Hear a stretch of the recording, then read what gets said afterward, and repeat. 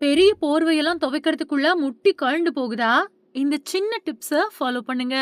ரொம்பவே ஈஸியா இருக்கும். குளிர்கால ஆரம்பத்திலேயே வீட்ல இருக்கக்கூடிய பெரிய சைஸ் போர்வைகள், கம்பளி, ஸ்வெட்டர் அப்படின்னு எல்லாத்தையும் துவைச்சு எடுத்து ரெடியா வச்சுக்குவோம். குளிர் ஆரம்பிச்ச பின்னாடி அத துவைக்கிறது கொஞ்சம் கஷ்டமா இருக்கும். அத விட அத காய வச்சு எடுத்து வைக்கிறதும் இன்னும் ரொம்ப பெரிய கஷ்டம். நாம அணியக்கூடிய ஆடைகள ஒரு தடவ இல்லன்னா 2 தடவைகளுக்கு ஒரு தடவ துவைச்சு போட்டுக்கிறோம். ஆனா நாம தினமும் யூஸ் பண்ணக்கூடிய துண்டு அப்புறம் போர்வைகள எப்பவாச்சும் தான் துவைக்கிறோம். அது ரொம்ப ரொம்ப தப்பு. படுக்கை விரிப்புகள குறைஞ்சது வாரத்துக்கு ஒரு தடவையாவது துவைச்சிடணும். வேறு வேறு படுக்கை விரிப்புகள மாத்தி வச்சுக்கணும். தலையணை உறைகளையும் வாரத்துக்கு ஒரு தடவ துவைச்சிரணும்.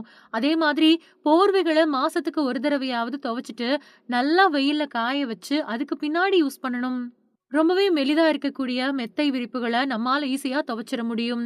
ஆனா அதிக கனம் இருக்கக்கூடிய போர்வைகள் அப்புறம் ஸ்வெட்டர்கள துவைக்கிறது ஒரு பெரிய வேலை தான். எவ்வளவுதான் கை வலிக்க துவைச்சாலும் தூசி அழுக்குகள் முழுசா போகாது. இல்லனா துவைச்ச பின்னாடி அதுல இருக்கக்கூடிய அளவுக்கு தண்ணீர பிழிஞ்செடுக்கிறது ரொம்பவே சவாலான விஷயமா மாறிடும்.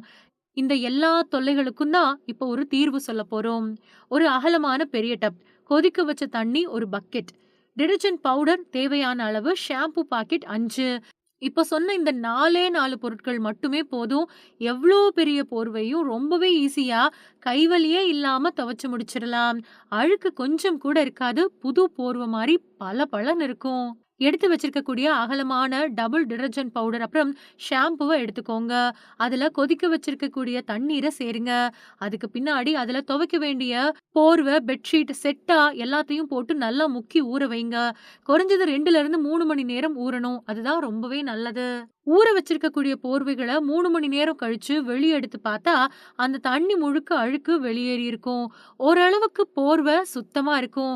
அங்கங்க கரைகள் இருக்கும், அழுக்குகள் படிஞ்சிருக்கும் அப்படின்னு நெனச்சா, துணி துவைக்கிற பிரஷ்ஷ வச்சு அழுக்குகள் இருக்கக்கூடிய இடத்துல லேசா தேய்ச்சாலே போதும். போர்வையில இருக்கக்கூடிய அழுக்கு நீங்கிறது மாதிரியே, போர்வைய அலசி பிழிஞ்சு எடுக்கிறது தான் ரொம்ப பெரிய டாஸ்க். போர்வைகள கையால பிழியவே முடியாது. கை ரொம்பவே பயங்கரமா வலி எடுத்துக்கும். அதனால தண்ணீர நல்லா அலசி விட்டு, அத பாத்ரூம்ல இருக்கக்கூடிய ஒரு பெரிய சுவர் மேல இல்லன்னா பைப் மேல போட்டுருங்க. 1 மணி நேரத்துல போர்வையில இருக்கக்கூடிய அதிகப்படியான தண்ணி முழுக்க வடிஞ்சிரும். கொஞ்சம் வெயிட்டும் கம்மியா இருக்கும். அதுக்கு பின்னாடி நீங்க வழக்கமா காய வைக்கக்கூடிய கொடியில காய வச்சு எடுத்துக்கலாம். இனிமேலும் போர்வைகள் பெருசா இருக்குது அப்படிங்கிற கவலை இல்லாம, ரொம்பவே ஈஸியா ஸ்மார்ட்டான வழிய யூஸ் பண்ணி உங்களோட போர்வைகள நீங்களே துவச்சுக்கலாம்.